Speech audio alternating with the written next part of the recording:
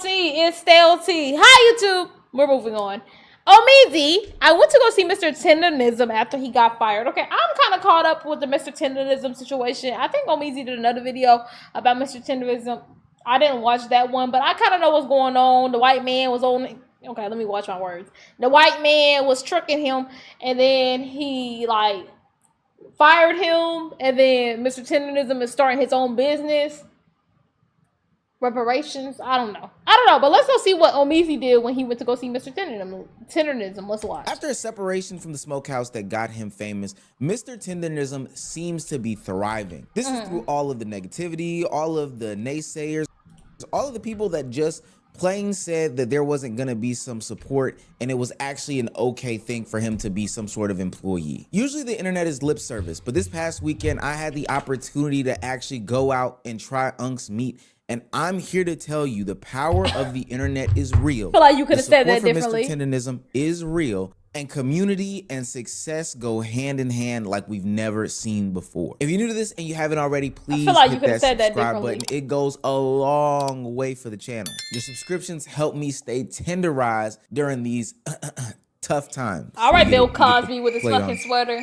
Words there. Now, back into the video. Social media is a vicious cycle that can expose the worst out of people. You post a couple videos, you start to see the followers and the numbers rack up, and then all of a sudden you think that you're famous. And at Destination Smokehouse, that's exactly what was going on. But the sad part about it is it wasn't the owner who was featured in these videos. It was an old man who looked very familiar to people. Seemed like an uncle, seemed like a brother, seemed like a cousin, seemed like somebody who was genuinely in love with what he did, had a very, very, very strong passion for what he did. And let's not forget, that's the reason why people flooded to Destination Smokehouse, is because there was a level of authenticity that Tendernism brought to the table, and some humbleness, and some good meat. But as things started to blow up and the smokehouse gets some sort of notoriety, it seems as though Nick, the actual owner of the smokehouse, didn't like the fact that he wasn't getting the pub. You know, one thing that I thought was so fucking surprising that I didn't know about is that, well, especially when this whole, like, the whole thing kind of blew up with Keith Lee, was the fact that the nigga, Nick, the owner, it was like a coffee shop before it was the smokehouse meat Tendernism that he got from Mr. Tendernism. It was a fucking coffee shop. He didn't even make meat. He made coffee. He stole a whole jig. That's that crazy. He thought he should have. Nick's problem is that he took the nasty business route as opposed to doing this a true and genuine way and including Tendernism on the documentation paperwork and, you know, basically snaking him out of what he created. And now after the separation, he's trying to convince anybody and everybody that, you know what? Fuck hey guys, I'm still a humble guy, you know, I'm doing big, great things over here. He's even convinced himself that he's changing people's lives. Fuck yeah. I had a wonderful woman come up to me today, and she stopped me. I was at the soda machine, and she's like, how does it feel to change the world? Ain't nobody come here to see you, Otis. Oh, please. And ain't nobody say that to you. How does it feel to be changing the world? You making barbecue. Was she white? Come on, stop it. Now all of a sudden when the black community don't want to support Destination Smokehouse, now you're making a video pretty much saying like, hey, I ain't racist, guys. Nobody said you're racist. We said you're capitalizing off of black business when it is not black owned. And we see the jig. I did. I said he's racist. Don't speak for me. That is going on and the jig is up. And then you got Tendernism sitting in the back of your video like a fucking prop, and it's given to Django. That's all. It's giving the Django movie. It all feels forced, and it's giving off the energy like, hey, I got a black friend. Guys, don't worry, I'm not a racist. Them the most racist ones. He wanted to be Tendernism. He wanted to be Tendernism because Tendernism started having all the people come there. He had all the attention from creators, and he could not understand why, if he's the owner, why is his face not in the videos? And white folks, even when they're not blatantly racist, they have a hard time not being a main character.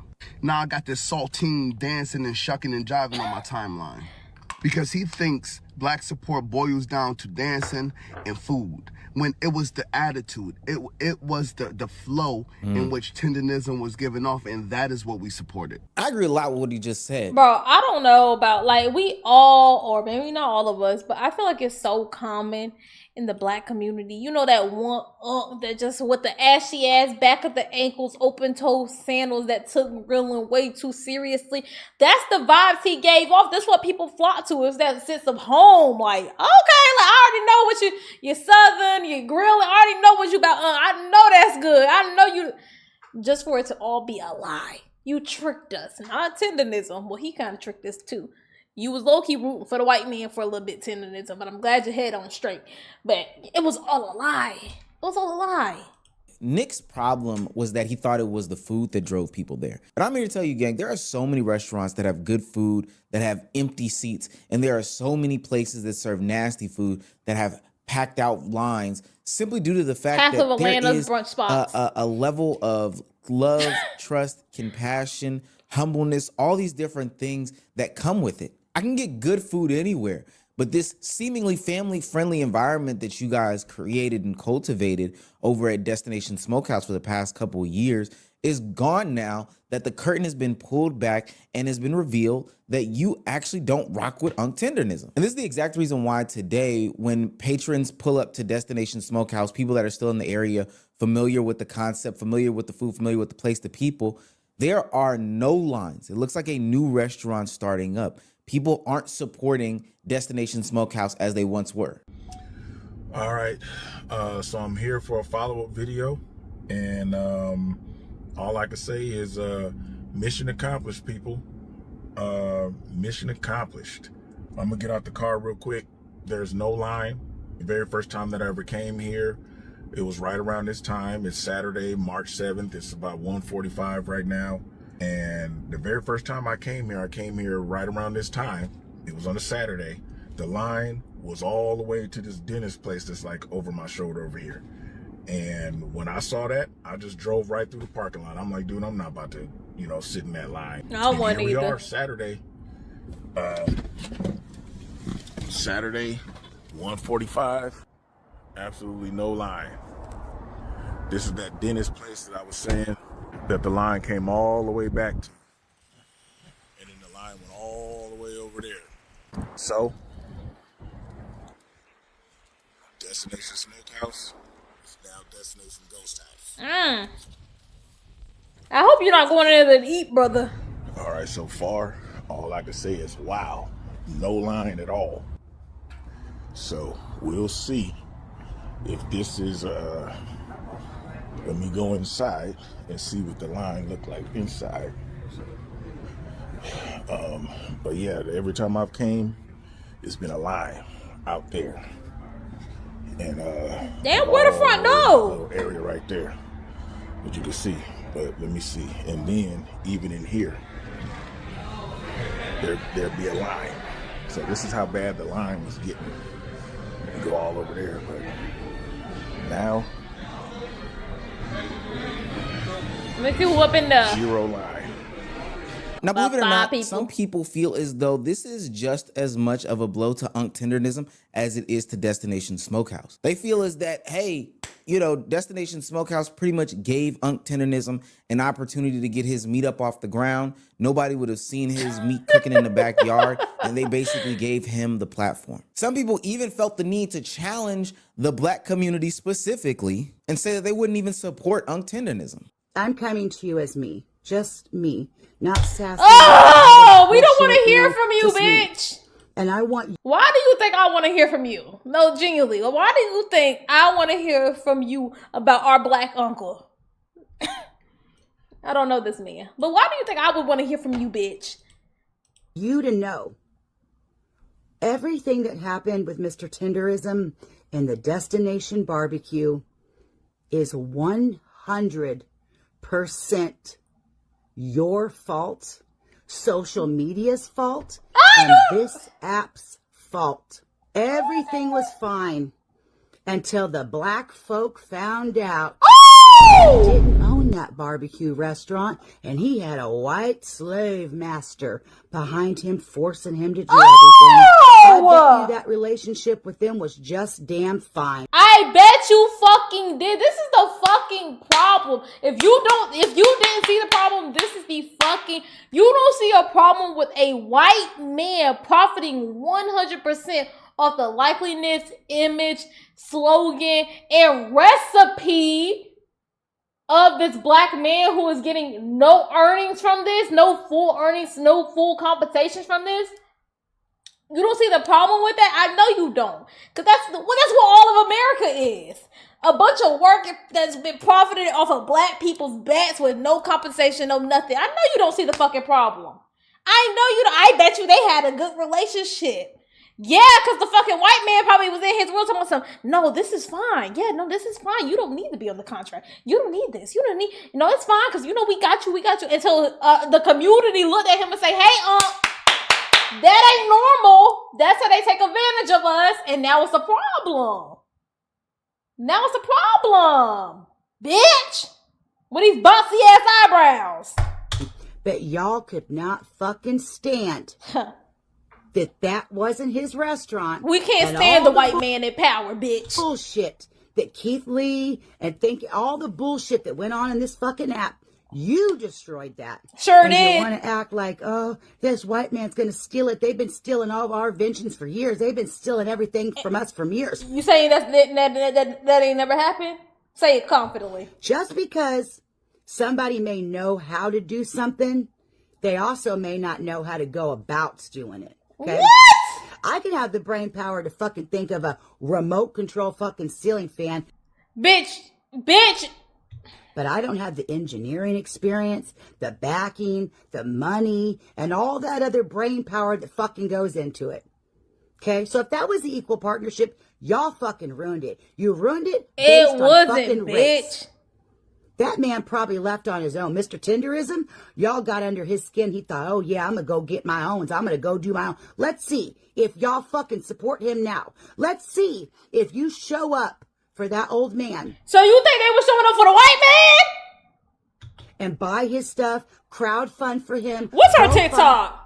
GoFundMe's for that. I even deleted TikTok. I'm about to go look it up. To make his own restaurant. Because I guarantee you won't. Because there's no fucking racism in it for you. There's no fucking clicks and views in it for you if the boogeyman fucking white man is not behind the scenes running the game.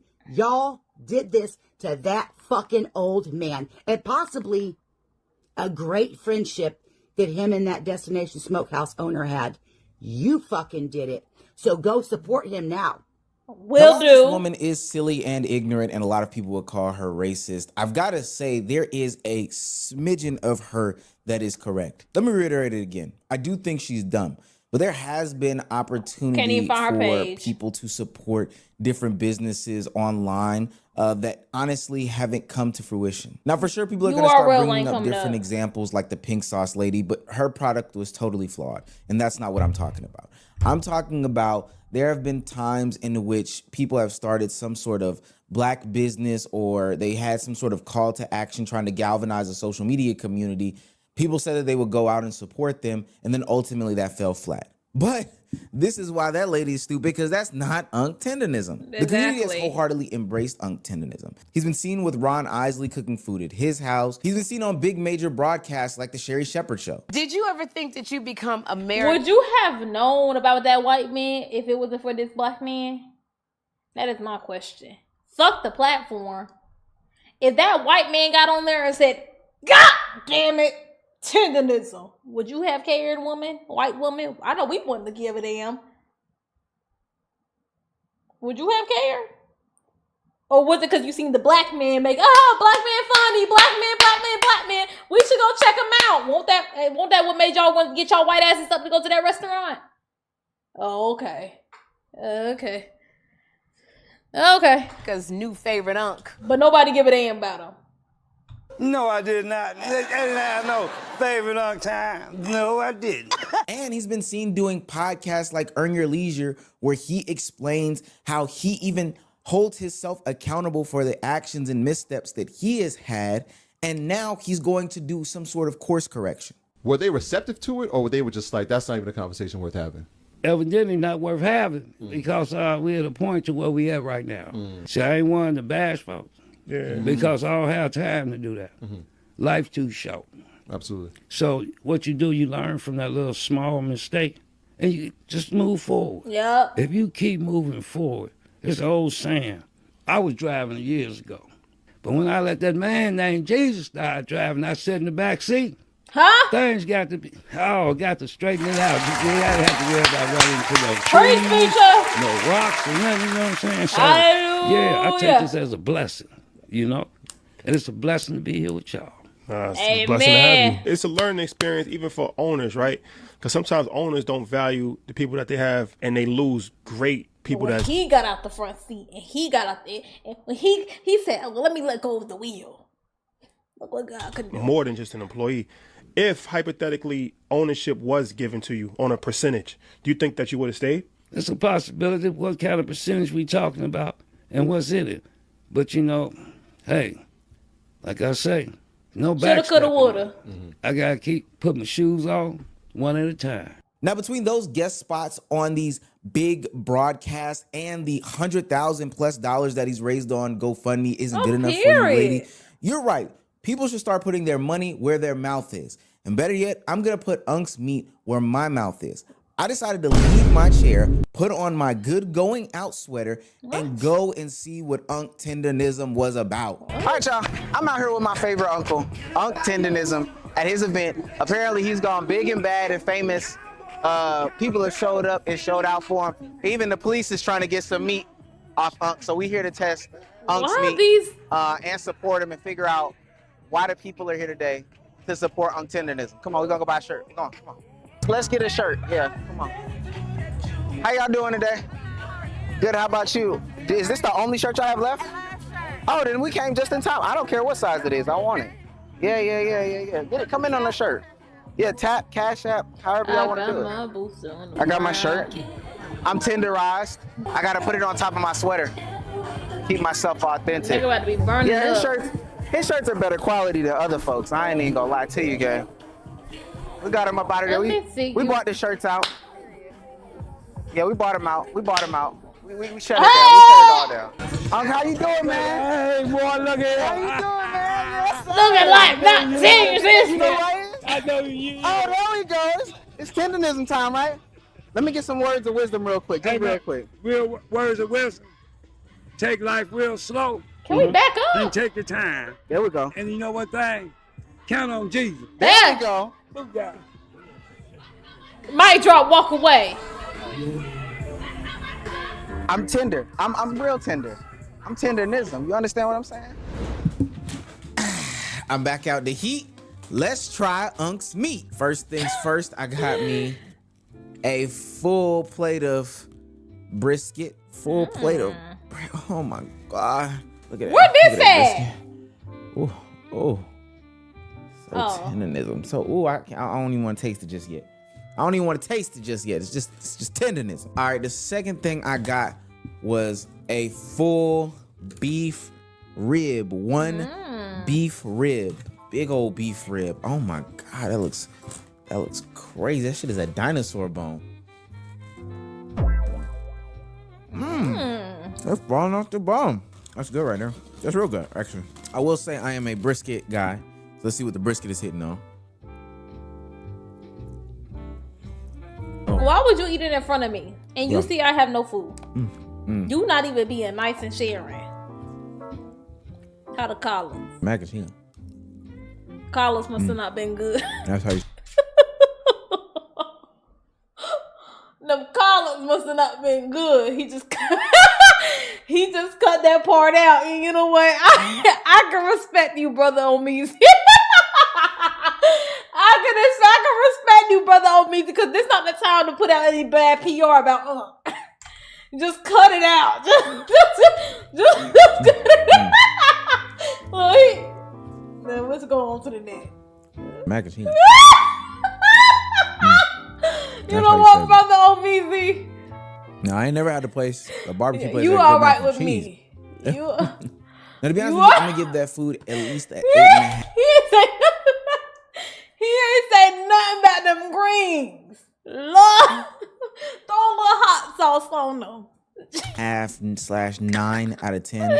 The only thing that really wasn't doing it was the greens, and y'all know. Well, why would you do that? Why would you say that?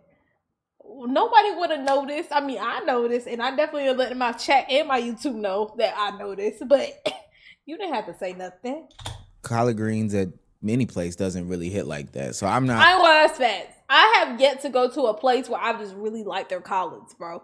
I only really like it when it's coming straight out somebody's kitchen, i.e. my mama's, or, you know what I'm saying? I can't even say my extended family, because You know, it is what it is. But I do have a confession to make. That food actually wasn't made by Tendernism. I know. I'll let you guys down. That food was made by another place called Barbecue 56 in Atlanta, Georgia. I went down there because Unc had so many supporters, but I was still in the mood for some sort of barbecue that I had to Okay, so y'all check out Unc place, because his greens is better. Unc's greens is better.